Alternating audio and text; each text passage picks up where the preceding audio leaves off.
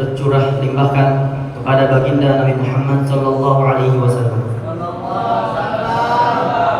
Tak lupa saya ucapkan terima kasih kepada dewan juri yang telah mengizinkan saya untuk berdiri di sini dan menyampaikan sebuah pidato. Pidato saya kali ini berjudul Takwa, Solusi Mengatasi Modernisasi. Sebelum saya mulai, apa itu modernisasi? Ya, sebagian dari kita tidak mengetahui apa itu modernisasi. Modernisasi adalah sebuah gerakan yang teratur dan rapi yang bertujuan untuk menghancurkan agama-agama di dunia ini agar agama-agama tersebut tunduk kepada gaya kemodernan Eropa, sekaligus meyakini bahwa kemajuan ilmiah dan kemodernan Eropa membawa sebuah agama dan sebuah negara ke dalam keamanan, kejayaan, dan kesejahteraan. Dan sekarang ini banyak agama-agama yang sudah termasuki oleh modernisasi ini, seperti Yahudi, Nasrani, dan bahkan Islam sendiri. Gerakan ini berasal dari Eropa, dan Eropa mengambil pemikiran mengerikan ini dari orang-orang Yunani zaman dahulu. Itulah definisi modernisasi. Dan sekarang ini dengan besarnya perkembangan ilmu dan teknologi dan derasnya arus informasi yang melanda umat ini menimbulkan banyak sekali kerusakan, seperti meningkatnya kekerasan, judi, tempat hiburan, dan sarana kemaksiatan yang membuat orang-orang semakin nekat dan berani melakukan kemaksiatan. Kasus-kasus pembunuhan, narkoba, dan lain-lain terjadi setiap hari yang bisa kita lihat di surat kabar, radio, ataupun televisi. Inilah gambaran telah hancurnya moral generasi Islam saat ini, hanya karena mengejar nikmat dunia yang hanya sekejap mata. Inikah modernisasi yang diidam-idamkan dan diperjuangkan? Kerusakannya jauh lebih besar, kerusakannya jauh lebih kita rasakan daripada kesejahteraannya. Modernisasi yang melaju cepat tak memberi makna kehidupan. Kita lupa bahwa ada adab yang besar di balik modernisasi. Dan sekarang kita tengah berada di era modernisasi atau gempuran modernisme. Tak ada jalan keluar dan lari dari fitnah ini kecuali jalan keluar dan petunjuk yang ditawarkan oleh Islam, yaitu takwa kepada Allah Azza wa Jalla, sebagaimana yang telah dijanjikan oleh Allah dalam surat Al-Falaq ayat kedua yang berbunyi, "Wa may yattaqillaha yaj'al lahu makhraja." Barang siapa yang bertakwa kepada Allah, maka Allah akan membukakan baginya jalan keluar. Dan juga di surat yang sama di ayat keempat yang berbunyi, "Wa may yattaqillaha yaj'al lahu min amrihi yusra." Yang berartinya, barang siapa yang bertakwa kepada Allah, maka Allah akan memudahkan segala urusannya. Takwa adalah ukuran keimanan seorang muslim. Tapi sayang, tidak semua orang muslim beriman, dan tidak semua orang yang beriman bertakwa. Apa itu takwa? Takwa itu adalah mengerjakan perintah-perintah Allah, menjauhi larangan-larangan Allah, serta takut kepada Allah. Kata takwa sering kita dengar seakan menjadi bahasa datar tanpa makna. Takut kepada Allah tidak lagi menjadi dasar, tapi hanya sekedar menjadi bahasa. Namun saat ini bagian dari umat Islam malah takut kepada makhluk Allah, seperti orang dikeramatkan, jin, hantu, dan setan. Diterangkan dalam kitab Fathul Majid, takut seperti ini termasuk dosa besar dan syirik akbar yang dapat mengeluarkan seseorang dari agama Islam.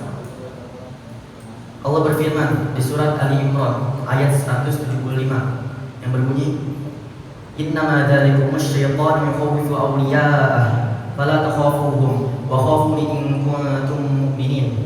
Sungguhnya itu hanyalah setan-setan dan kawan-kawannya yang setia yang menakut-nakutimu, maka janganlah kamu takut kepada mereka, tapi takutlah kepada Allah jika kamu memang benar-benar orang yang beriman. Ya betul. Jika kita memang bertauhid, beriman dan mengaku Islam, kita perlu takut kepada mereka. Oleh karena itu, hanya kepada Allah lah kita menghadapkan wajah, menyandarkan segala harapan, seraya berdoa. Semoga Allah mencurahkan limpahan taufik taufik dan hidayahnya kepada kita agar kita bisa bertakwa kepadanya, sehingga kita bisa selamat dari fitnah dunia berupa kehancuran moral dan berbagai kesengsaraan dari akibat buruk adanya modernisasi, dan menjadikan kita orang-orang yang mendapat kemenangan di sisinya dan selamat dari muka Allah di dunia dan di akhirat yang maha dahsyat. Amin Allahumma amin. Sekian pidato dari saya, kurang lebihnya mohon maaf. Wassalamualaikum warahmatullahi wabarakatuh. Bagus. Dikasih contekan. Ini baca semua ya? Iya, nggak apa-apa. Bentar kalau dia dalam SMA ada. Kan SMP pengarang supaya dia konsentrasi dengan ininya.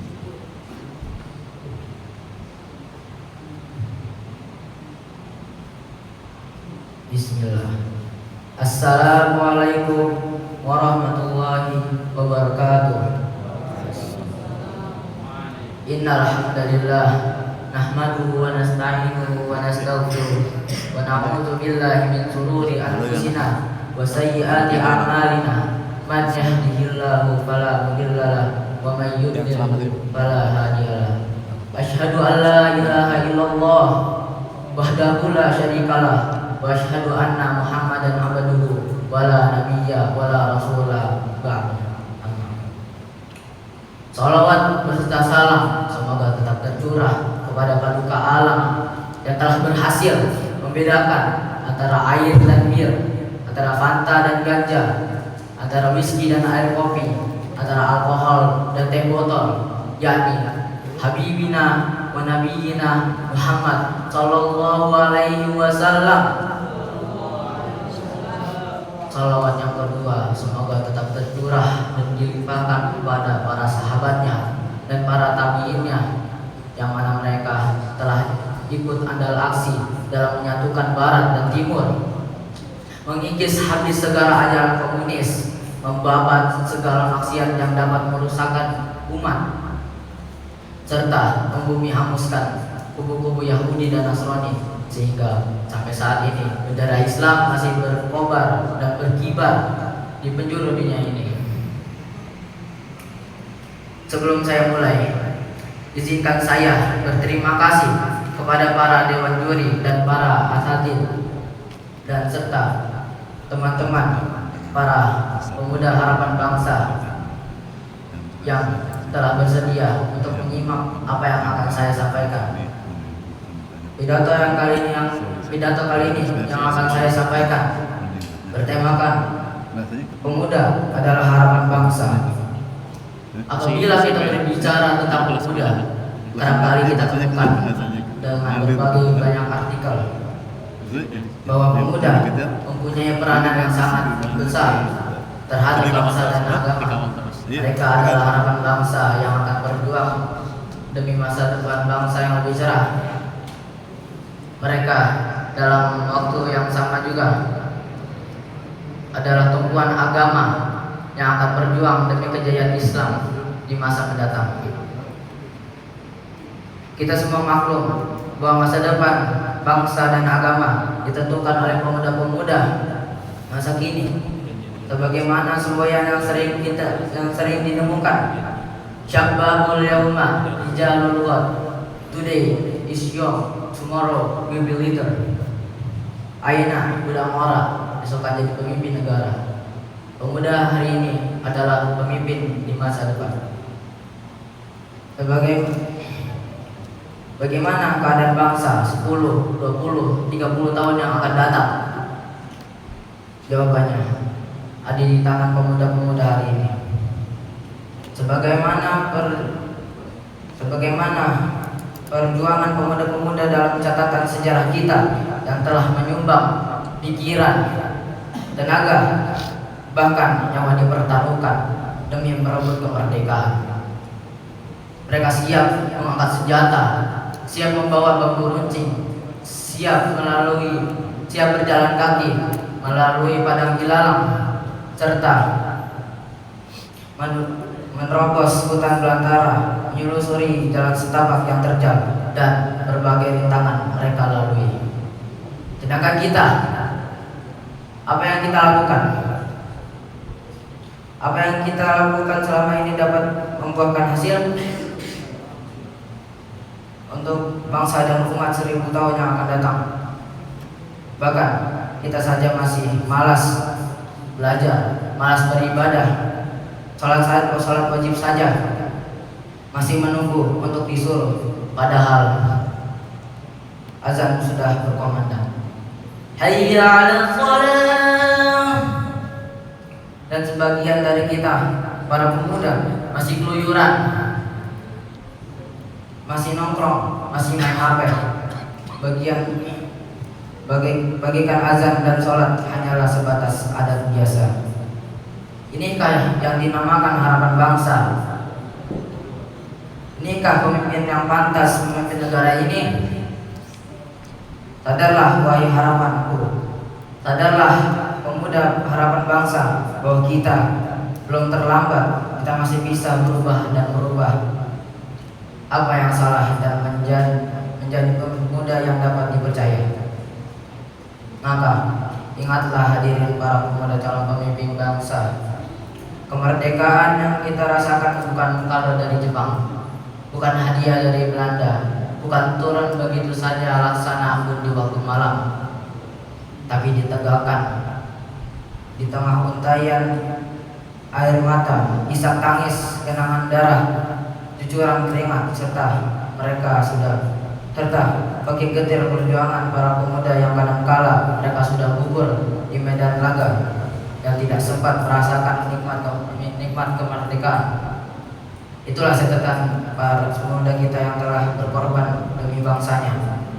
Oleh karena itu, kita sepakat pemuda yang baik bukan pemuda yang pandai memakan, merasakan, dan menyantap hasil jasa orang lain, tapi pemuda yang baik adalah pemuda yang pandai menanam jasa untuk orang lain, untuk rakyat dan umat 1000 tahun yang akan datang. Maka dari itu, mari kita bersama berusaha menjadi pemuda yang bermanfaat untuk bangsa dan umat 1000 tahun yang akan datang. Kita harus bisa merubah keburukan-keburukan yang dapat menyesatkan kita dan orang lain. Syekh Mustafa Al-Ghulayani, seorang pujangga Mesir, bersenandung dalam syairnya, inna fi yadi syababi amrul ummah wa fi aqdamihim hayatuha. Sesungguhnya di tangan pemuda lah letak memaju mundurnya bangsa, dan di bawah kakinya lah letak hidup matinya bangsa. Hadirin para pemuda harapan bangsa yang berbahagia, marilah kita bekali diri kita dengan iman yang kuat, ilmu yang luas, amal yang banyak, dan akidah yang mantap sebagai bekal kita untuk memimpin bangsa dan agama di masa mendatang, sehingga kita menjadi pemimpin yang dicintai dan dirahmati dan dihormati oleh rakyat dan umat pada akhirnya nanti negara akan menjadi negara yang baldan thayyibah, subur, makmur, aman, sentosa. Amin ya rabbal alamin. Pesan terakhir yang akan saya sampaikan di